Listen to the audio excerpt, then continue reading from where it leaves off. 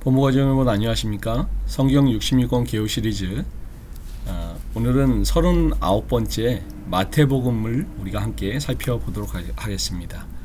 이제 2주간 잠시 쉬고 오늘부터는 이제 다시 신약 성경의 말씀을 우리 함께 시작을 해보겠습니다.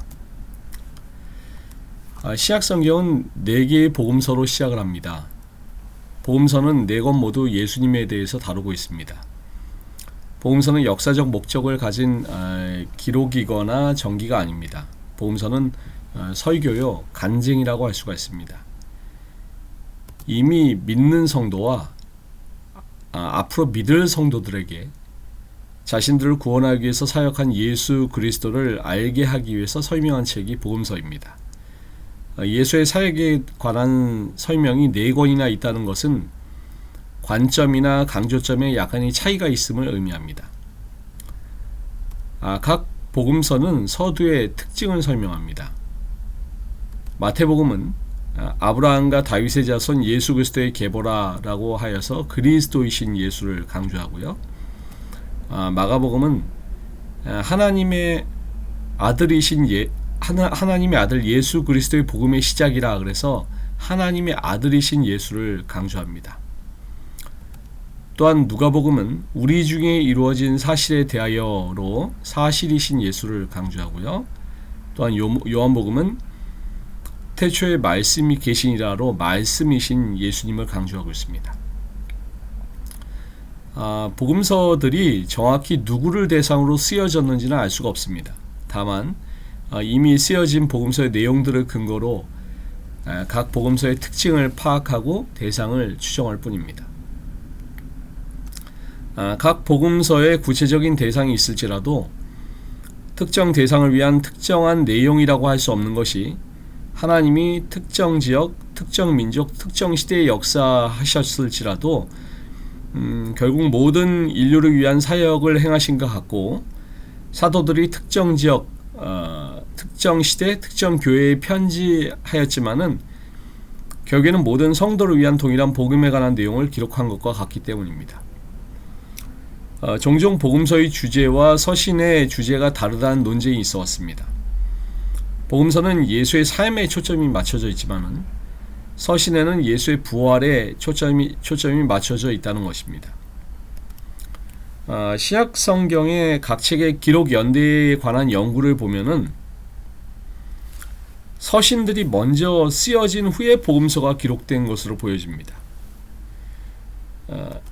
예수님의 승천 이후에 제자들이 복음을 전했고 사도들에게 복음이 확산되었습니다. 이때에는 예수님의 그 목격자인 제자들, 증인들이라고 그러죠. 이 증인들이 활동을 하고 있었던 시기였기 때문에 굳이 이 증인들의 입을 통해서 예수님에 대해서 전달이 됐기 때문에 복음서가 필요가 없었습니다.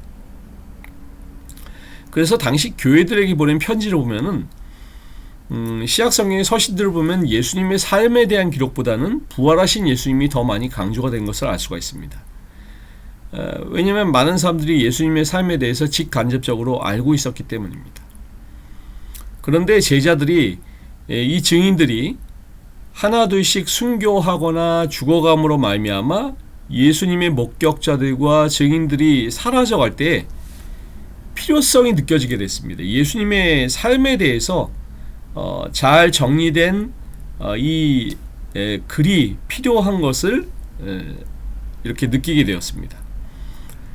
부활하신 예수님을 설명하기 위한 예수님의 생애와 사역의 뒷받침이 요청이 된 것입니다. 그래서 복음서는 예수님의 초림으로 시작해서 공통적으로 예수님의 십자가 사역과 부활 사건으로 끝나는 것으로 이렇게 되어 있는 것입니다. 자, 마태복음은 왕이신 예수님을 증거한 책입니다. 예수님의 탄생, 생애, 죽음은 구약의 예언에 대한 성취임을 130회의 구약 인용을 통해서 강조했습니다. 이를 통해서 예수님은 하나님의 약속하신 메시아이심을 증거했습니다. 이렇듯 신약 성경의 첫 번째 책인 마태복음은 구약 성경과 신약 성경의 다리 역할을 하고 있으며 유대계 그리스도인들을 독자라고 했습니다. 또 왕의 나라인 천국을 32번 언급했고 교회를 명시적으로 언급한 유일한 복음서라고 할 수가 있습니다. 자, 헬라어 성경에는 이 제목이 카타마타이온이라고 부르는데, 이는 마태에 의한이란 뜻으로 현대의 성경은 여기서 유래해서 마태복음이라고 부릅니다. 마태의 이름은 하나님의 선물이라는 그런 뜻입니다. 이 책은 세리 마태가 기록한 것으로 보여집니다.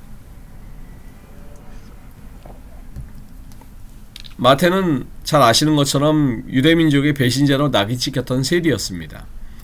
그는 자신을 죄인의 괴수라고 불렀던 사도 바울처럼 이 책에서 자기를 세리 마태라고 공개합니다. 그러고도 유대인들에게 복음을 담대히 전했으니 박해자였던 자신을 사도로 세우신 주님의 은혜에 감격했던 이 사도 바울의 심정과 같다고 이렇게 볼 수가 있습니다. 마태복음에는 24장 1절로 3절에 보시면 예루살렘 파괴에 대한 예언이 나오죠. 그래서 이 책은 AD 70년 예루살렘의 멸망 이전에 기록되었을 것으로 추정하고 있습니다. 이 책은 유려한 헬라어로 기록이 되어 있고 저자 역시 히브리어 성경의 헬라어 역본인 70인역을 자주 인용하고 있는 것으로 보아서 아무래도 기독교 복음이 널리 퍼져 있던 팔레스타인 인근의 이방 지역에서 기록한 것으로 그렇게 보여집니다. 자, 그렇다면 최초로 그리스도인, 이 크리스찬이라는 호칭이 사용되었고 최초로 평신도 선교사를 파송했고 예루살렘 교회와도 긴밀한 관계를 유지했던 수리아의 안디옥이 이 마태복음의 기록 장소로 가장 적절해 보입니다.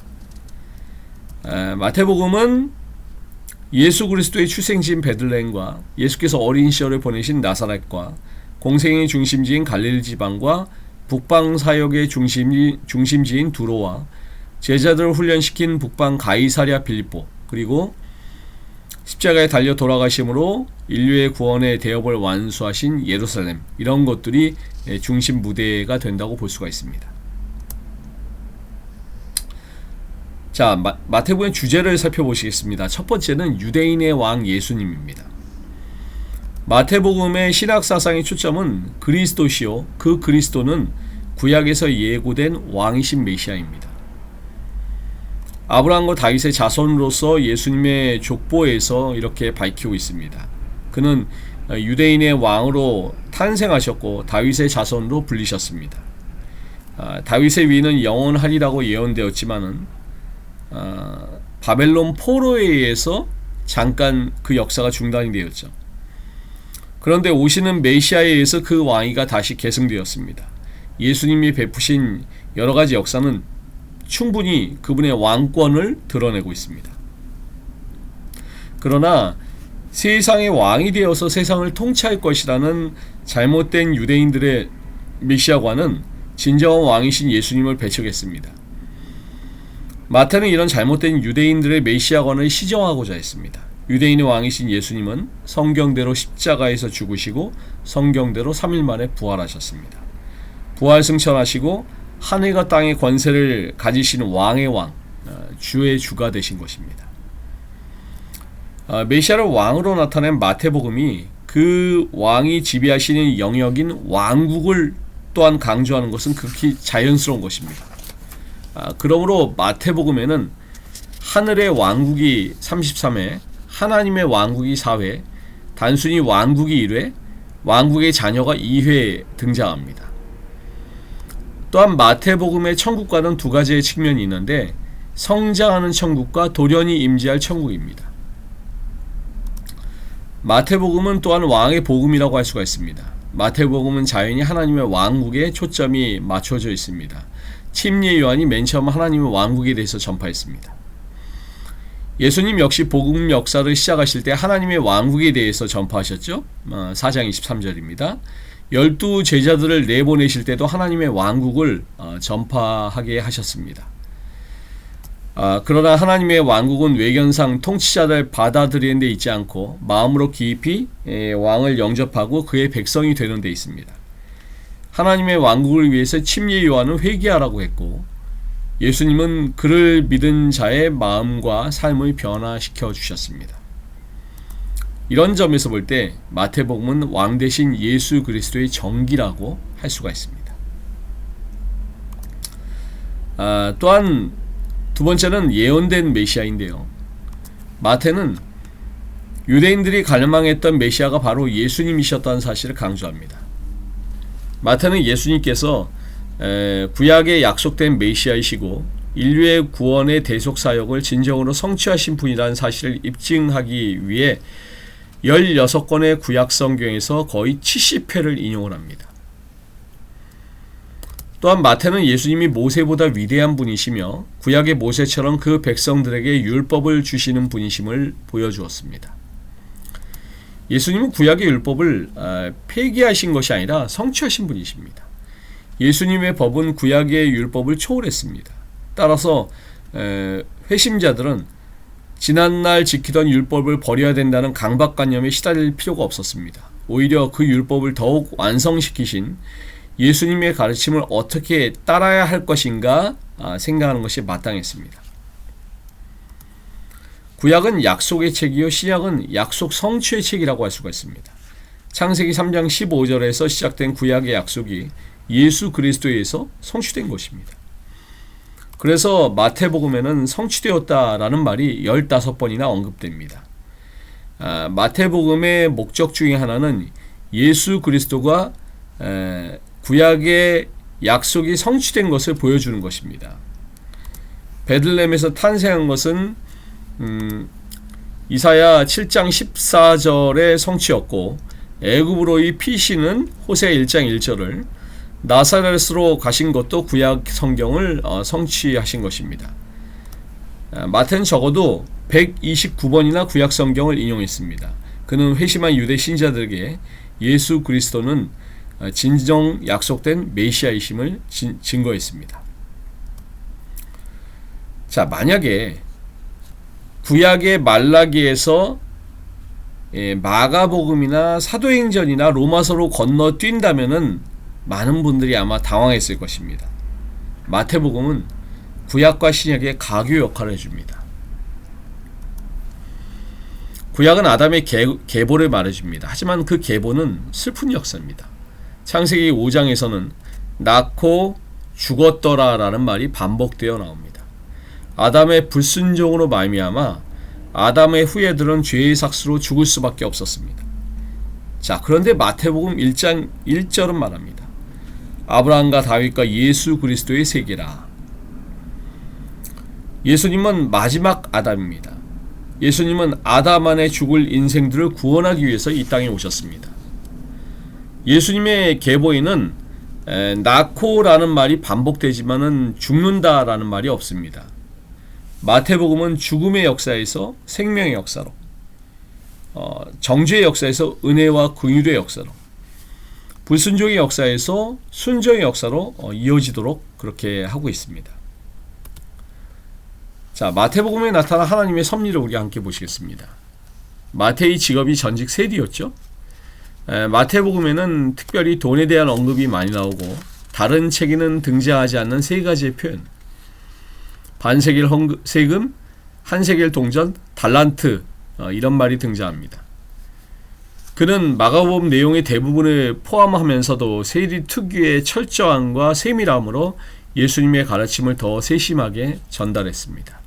그래서 독자들이 산상수훈이나 제자파송설교나 천국비유, 종말에 대한 교훈을 풍성하게 읽을 수가 있었습니다. 세리 마태가 첫 번째 복음서의 저자가 되었으니 절망 얼마나 놀랍고 영광스럽겠습니까? 예수님은 죄인과 세리의 친구가 되어주신 분이십니다. 예수님은 다윗 왕의 자손이고 이스라엘 민족의 조상이고 믿음의 조상인 아브라함의 후손입니다. 마태는 예수님께서 유대인의 왕으로 세상에 오셨음을 분명히 보여주려고 합니다. 하지만 예수님은 하나님의 아들이고 궁극적으로는 세상 만왕의 왕이십니다.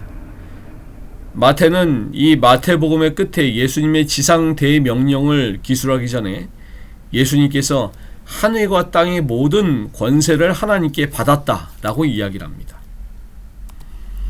예수님은 수천 년 전에 약속된 예언을 통해서 마침내 세상에 오셨다는 것이 마태복음의 핵심 주제입니다. 인간 세상에 많은 통치자들이 있었고 또 지도자가 있지만 과거에도 현세에도 내세에 이르기까지 우리의 유일무이한 왕은 바로 예수 그리스도 한 분이신 것입니다. 자, 마태복음의 내용 구성을 보시면은 1장부터 15장은 예수님의 등장에 대해서, 16장부터 28장은 왕이신 예수님의 죽음에 대해서 기록하고 있습니다. 핵심 구절은 16장 16절에 베드로의 신앙 고백과 28장 18절로 20절에 대위임의 명령인 것입니다. 1장부터 15장의 왕의 등장을 보시면 이제 1장부터 2장은 왕의 탄생, 3장부터 4장은 왕의 제가, 5장부터 7장은 왕의 선포, 8장부터 10장은 왕의 능력, 11장부터 15장은 왕의 배척이라고 볼 수가 있고요. 자, 16장부터 28장은 왕의 죽음에 대해서 우리가 이제 크게 볼 수가 있는데, 이것을 또 세부적으로 나누면은 16장부터 17장은 왕의 현현, 18장부터 20장은 왕의 교훈, 21장부터 23장은 왕의 입성, 24장부터 25장은 왕의 재림, 26장부터 27장은 왕의 순환, 28장은 왕의 부활에 대해서 이렇게 다룬다고 볼 수가 있습니다. 또한 마태복음은 하나님의 나라가 임하는 것을 배경으로 왕으로 오신 예수님을 중점적으로 소개합니다. 이런 관점으로 마태복음을 5 영역으로 나눌 수가 있는데요. 특히 예수께서 말씀을 마치시다가 7장 28절, 11장 1절, 13장 53절, 19장 1절에 4군데 등장합니다. 이를 중심으로 내용을 분류하면 다음과 같습니다. 하나님 나라의 시민으로서의 삶은 어떤 것인가? 두 번째는 하나님 나라의 사역자들은 어떻게 살아야 할 것인가? 세 번째로 하나님 나라는 어떤 나라들인가? 하나님 나라에서의 관계와 제자들은 어떤 것인가? 또한 하나님 나라는 어떻게 완성되는가? 자, 이렇게 하나님 나라라는 큰 주제 아래 왕이신 예수 그리스도와 그의 나라, 그의 시민, 그의 대분부로 이루어져 있다고 이렇게 구성으로 볼 수도 있습니다. 이 시대는 혼돈과 혼란의 시대입니다. 점점 각박해져가는 이 시대에 점점 외면받고 성경 말씀에 대해서 사람들이 조롱과 냉소를 보내고 있습니다. 젊은이들마저 절대 진리를 상실하고 이기적이 되어 물질과 자기만을 위해서 살아갑니다. 그러다가 세리 마태처럼 내면이 병들어서 소외감으로 고독해합니다. 하지만 우리는 이 마태복음을 공부하면서 왕 대신 예수님을 배우고 그분의 다스림을 받아서 최고의 행복을 맛볼 수가 있습니다. 또한 예수님을 나의 왕으로 고백하고 그분의 절대 명령인 대사명의 선교 명령에 순종해서 모든 족속을 제자 삼는 주님의 종이 되기로 결심을 할 수가 있는 것입니다. 이제 우리가 다시 한번 마태복음의 말씀을 보시면서 이 말씀 가운데 우리의 왕이 되시는 예수님을 다시 한번 우리 마음 가운데 깊이 모시고 또 예수님과 함께 동행하시는 우리 모든 본부 가족들 되시기를 간절히 바라면서 39번째 시간 마태복음 편을 마치도록 하겠습니다. 우리 함께 기도하시겠습니다. 감사하신 아버지 하나님, BBC 성경연구반 오늘은 39번째 시간 마태복음에 대해서 공부하였습니다. 예수 그리스도를 만왕의 왕으로 소개하기 위해서 세리 마태가 기록한 신약성경의 첫 번째 책이 오늘 저희의 마음 가운데 깊이 새겨짐으로 말미암아 저희도 살아계신 우리 주 예수 그리스도를 우리의 왕으로서 항상 모시고 살아가는 주님의 신실한 백성들이 될 수 있도록 인도하여 주시옵소서. 복음을 거절하고 점점 복음을 외면하며 각박한 이 세상 가운데에서 또한 세리 마태처럼 부족하지만은 담대하게 예수 그리스도께서 우리의 왕이라고 세상이 전파할 수 있는 저희들 모두가 될 수 있도록 인도하여 주시옵소서. 오늘 이 귀한 책을 저희에게 소개시켜 주시고 이 말씀을 저희가 더욱더 열심히 연구할 수 있도록 주께서 우리 모든 주의 백성들과 함께하여 주시옵시기를 예수님의 이름으로 기도드리옵나이다. 아멘. 네, 감사합니다. 오늘도 주님 안에서 복된 하루 되시길 바라겠습니다.